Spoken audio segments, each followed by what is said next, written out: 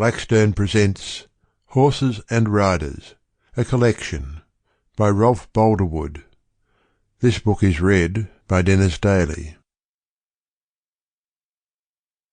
An Australian Roughriding Contest. In June 1891, at Wodonga, on the Murray River in the colony of Victoria, on the opposite bank to Albury, a town of New South Wales, was arranged an exhibition for testing the horsemanship of all comers, which I venture to assert had but few parallels. Prizes were to be allotted by the award of 3 judges of acknowledged experience, amounting in all to about £20.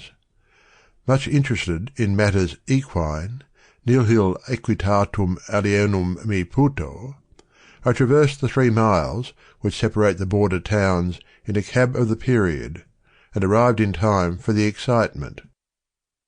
The manner of the entertainment was after this wise. An area of several acres of level greensward was enclosed within a fence, perhaps 8 or 10 feet high, formed of sawn battens, on which was stretched the coarse sacking known to drapers as Osnaburg. This answered the double purpose of keeping the non-paying public out and the performing horses in. I had heard of the way in which the selected horses were saddled and mounted. I was, therefore, partly prepared, but tolerably versed in the law of the wilderness. I had never before seen such primitive equitation. About 30 unbroken horses were moving uneasily within a high, well-constructed stockyard, the regulation 4 rails and a cap, amounting to a solid unyielding fence, over 7 feet in height. That the steeds were really unbroken, by spur and snaffle undefiled, might be gathered from their long manes, tails sweeping the ground, and general air of terror or defiance. As each animal was wanted, it was driven or cajoled by means of a quiet horse into a close yard ending in a crush, or lane so narrow that turning round was impossible. A strong high gate in front was well fastened.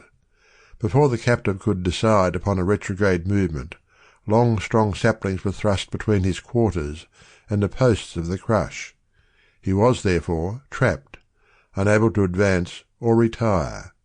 If he threatened to lie down, a sapling underneath prevented that refuge of sullenness.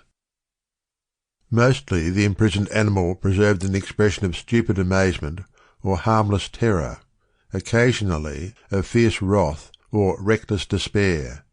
Then he... Sample complete. Ready to continue?